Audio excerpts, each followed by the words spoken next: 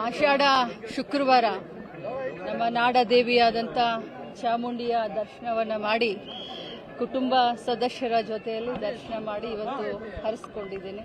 ನಾಡಿಗೆ ಒಳ್ಳೆಯದಾಗಲಿ, ಒಳ್ಳೆ ಮಳೆ ಬೆಳೆ ಬರಲಿ, ಸರ್ಕಾರ ಒಳ್ಳೆ ಕೆಲಸ ಮಾಡಲಿ, ಒಳ್ಳೆ ಹೆಸರುವಾಸಿಯಾಗಲಿ, ಜನ ರಾಜ್ಯದಲ್ಲಿ ನೆಮ್ಮದಿಯಿಂದ ಜೀವನ ಸಾಗಿಸಲಿ ಅಂತ ನಾಡಿನ ಒಳತಿಗೆ ಬೇಡ್ಕೊಂಡು. ಗೃಹಲಕ್ಷ್ಮಿ ಯೋಜನೆಯನ್ನ ಚಾಮುಂಡಿ ತಾಯಿ ಬೆಟ್ಟದಿಂದಲೇ ಶುರು ಮಾಡಿದ್ದೆ. ಪ್ರತಿ ತಿಂಗಳು ಸಮಸ್ಯೆ ಆಗ್ತಾ ಇದೆಯಾ ಸರ್ಕಾರಕ್ಕೆ? ಏನಾಗ್ತದೆ? ಖಂಡಿತವಾಗ್ಲೂ ಸಮಸ್ಯೆ ಇಲ್ಲ. ಪ್ರತಿ ತಿಂಗಳು ಸರ್ಕಾರದಿಂದ ಗೃಹಲಕ್ಷ್ಮಿ ಹಣವನ್ನು ನಾವು ಪ್ರತಿ ತಿಂಗಳು ಆದಷ್ಟು ಸಂದಾಯ ಮಾಡಲಿಕ್ಕೆ ನಾವು ಪ್ರಯತ್ನ ಮಾಡ್ತಾ ಇದ್ದೀವಿ. ಪ್ರಯತ್ನ ಅಂತಂದ್ರೆ ಅದು ತಪ್ಪಾಗುತ್ತೆ. ಪ್ರತಿ ತಿಂಗಳು ನಾವೇನು ಮಹಾಜನತೆ ವಾಗ್ದಾನ ಮಾಡಿದ್ವಿ, ಪ್ರತಿ ತಿಂಗಳು ಕೊಡೋದಕ್ಕೆ ನಾವು ಸನ್ನದ್ಧವಾಗಿದ್ದೀವಿ. 3 ತಿಂಗಳಿಗೆ ಒಂದ್ಸತಿ ಕೊಡ್ತಾ ಇದೀವಿ ಅಂತ ಈ ತರ ಗ್ಯಾರಂಟಿ ಅಧ್ಯಕ್ಷರು ಕೂಡ ಹೇಳಿದ್ದಾರೆ ರೇವಣ್ಣ ಅವರು. ಏನ್ ಪ್ರಾಬ್ಲಮ್ ಅಂತ? ಏನು ಪ್ರಾಬ್ಲಮ್ ಇಲ್ಲ. ಅದು ಅವ್ರ ಜೊತೆ ನಾನು ಮಾತಾಡ್ತೀನಿ. ಅವರು ಹೇಳಿದ್ದಾರೆ, ಮಾಧ್ಯಮದ ಒಬ್ರು ಸಹೋದರರು ನನಗೆ ಬರಬೇಕಾದ್ರೆ ಫೋನ್ ಮಾಡಿ ಕೇಳಿದ್ರೆ ಈ ರೀತಿ ಹೇಳಿದ್ದಾರೆ ಅಂತ. ನನ್ನ ಫೋನ್ ಕರೆ ಮಾಡಿದೆ, ಅವ್ರು ನನ್ನ ಸಂಪರ್ಕಕ್ಕೆ ಸಿಕ್ಕಲಿಲ್ಲ. ಯಾವುದೇ ರೀತಿಯಾದಂಥ ತೊಂದರೆ ಇಲ್ಲ, ತಾಂತ್ರಿಕ ದೋಷ ಕೂಡ ಯಾವುದೂ ಇಲ್ಲ, ಎಲ್ಲ ಸರಿ ಮಾಡಿದ್ದೀವಿ.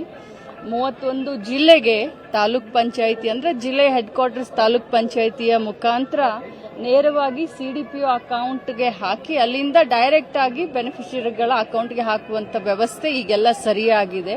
ಸೊ ತಾಂತ್ರಿಕ ದೋಷ ಅಂತೂ ಏನಿಲ್ಲ. ಅವ್ರು ಯಾಕೆ ಆ ರೀತಿ ಹೇಳಿದ್ರು ಅನ್ನೋದನ್ನ ಅವ್ರ ಹತ್ರ ಮಾತನಾಡಿ ತಮಗೆ ನಾನು ರಿಯಾಕ್ಟ್ ಮಾಡ್ತೀನಿ. ಬಟ್ ತಾಂತ್ರಿಕ ದೋಷ ಯಾವುದೂ ಇಲ್ಲ. ಪ್ರತಿ ತಿಂಗಳು ಗೃಹಲಕ್ಷ್ಮಿಗಳಿಗೆ ಹಣವನ್ನ ನಾವು ಸಂದಾಯ ಮಾಡ್ತೀವಿ. ಹೌದು, ನಾವು ಮೇವರೆಗೂ ಈಗ ಕಂಪ್ಲೀಟ್ ಹಾಕಿದೀವಿ. ಜೂನ್ ತಿಂಗಳದು ಹಾಕ್ತಾ ಇದ್ದೀವಿ. ಮೇಡಮ್, ಈಗ ಸಿಎಂ ವಿಚಾರದಲ್ಲಿ ನಿನ್ನೆ ಮುಖ್ಯಮಂತ್ರಿಗಳು ಹೇಳಿದ್ದಾರೆ ನಾನೇ 5 ವರ್ಷ ಚೀಫ್ ಮಿನಿಸ್ಟರ್ ಅನ್ನುವಂಥದ್ದು. ಅದು ಸಪರೇಟ್ ಆಯ್ತಾ ವಿಚಾರ? ನೋಡಿ, ಸಿಎಂ ಸಾಹೇಬ್ರು ಅವರು ಹೇಳಿದ ಮೇಲೆ ಅದ್ರ ಮೇಲೆ ನಾವು ಮಾತಾಡೋದು ಬಹಳ ತಪ್ಪಾಗುತ್ತೆ. ಸಿಎಂ ಸಾಹೇಬ್ರ ಎಲ್ಲದಕ್ಕೂ ಉತ್ತರವನ್ನ ಕೊಟ್ಟಾಗಿದೆ. ಅಲ್ಲಿಗೆ ಅವರೇ 5 ವರ್ಷ ಮುಖ್ಯಮಂತ್ರಿಗಳು ಅನ್ನುವಂಥದ್ದು. ಈಗ ಸಿಎಂ ಸಾಹೇಬ್ರು ಸಂದರ್ಶನವನ್ನ ನಾನು ಕೂಡ ತಮ್ಮ ಮಾಧ್ಯಮದಲ್ಲೇ ನೋಡಿದ್ದೀನಿ. ಸೊ ಅವರು ಹೇಳಿದ ಮೇಲೆ ಕತೆ ಅಲ್ಲಿಗೆ ಮುಗೀತು. ಅಲ್ಲಿಗೆ ಡಿಸಿಎಂ ಅವರಿಗೆ ಸಿಎಂ ಆಗುವ ಅವಕಾಶಗಳಿಲ್ಲ.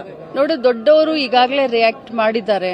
ಅದನ್ನ ಡಿಸಿಎಂ ಅವರನ್ನ ಕೇಳಿದ್ರೆ ಉತ್ತರ ತಮಗೆ ಸಿಕ್ಕಬಹುದು. ಆದ್ರೆ ಈಗ ಸಿಎಂ ಅವರು ಮಾತಾಡಿದ್ದಾರೆ, ಡಿಸಿಎಂ ಅವರು ಮಾತಾಡಿದ್ದಾರೆ. ಇದು ಏನೇ ಇದ್ರೂ ಕೂಡ ಇದು ಹೈಕಮಾಂಡ್ ನ ಚಾವಡಿಯಲ್ಲಿ ಇರುವಂತದ್ದು. ಬಟ್ ಸಿಎಂ ಅವರು ತಮ್ಮ ಮಾತಿನಲ್ಲಿ ಎಲ್ಲ ಹೇಳಿದ್ದಾರೆ. ಸೊ ಇದ್ರ ಬಗ್ಗೆ ಯಾರು ಕೂಡ ರಿಯಾಕ್ಟ್ ಮಾಡಬಾರ್ದು, ಮಾಡೋದು ಕೂಡ ಸಮಂಜಸ ಅಲ್ಲ ಅಂತ ನನ್ನ ಒಂದು ಅನಿಸಿಕೆ. ಖಂಡಿತವಾಗ್ಲೂ ಸಿಎಂ ಅವರು ಮಾತನಾಡಿದ್ದಾರೆ, ಅದು ಅಲ್ಲಿಗೆನೆ ಮುಗಿತು. ಅದು ಅಲ್ಲಿಗೆನೆ ಮುಗಿದ ಅಧ್ಯಾಯ. ಅಲ್ಲಿಗೆ ಸೆಪ್ಟೆಂಬರ್ ಕ್ರಾಂತಿ ಆಗೋದಿಲ್ಲ. ನಾನೇನ್ ಹೇಳ್ತಾ ಇದ್ದೀನಿ, ದೊಡ್ಡವರು ಮಾತನಾಡಿದ ಮೇಲೆ ಅದನ್ನ ಬೆಳೆಸೋದ್ರಲ್ಲಿ ಯಾವುದೇ ಒಂದು ಅರ್ಥ ಇಲ್ಲ. ಅವ್ರು ಹೇಳಿದ್ಮೇಲೆ ಮುಗೀತು ಅಂದ್ಮೇಲೆ ಅವರೇ 5 ವರ್ಷ ಅಂತ ನೋಡಿ, ನಾನು ಅದನ್ನ ಪದೇ ಪದೇ ನೀವು ಕೇಳಿದ್ರು ನಾನು ಅದನ್ನೇ ಹೇಳ್ತೀನಿ. ಸಿಎಂ ಸಾಹೇಬ್ರೆ ಮಾತನಾಡಿದ ಮೇಲೆ ಮುಂದೆ ಏನು ಇಲ್ಲ ಅಂತ. ಬಿಜೆಪಿ ಅವರು ಸೆಪ್ಟೆಂಬರ್ ಕ್ರಾಂತಿ ಬಗ್ಗೆ ಮಾತಾಡ್ತಿದ್ದಾರೆ. ಕೆಲವು ಸಚಿವರು ಸೆಪ್ಟೆಂಬರ್ ಕ್ರಾಂತಿ ಬಗ್ಗೆ ಮಾತನಾಡಿದ್ರು. ಹಾಗಾಗಿ ಕ್ರಾಂತಿ ಇದೆಯೋ ಇಲ್ಲೋ ಅನ್ನೋದು. ಕ್ರಾಂತಿ ಇಲ್ವೇ ಇಲ್ಲ, ಬರೀ ಶಾಂತಿ ಅಂತ ಹೇಳಲಿಕ್ಕೆ ಬಯಸ್ತೇನೆ. Thank you.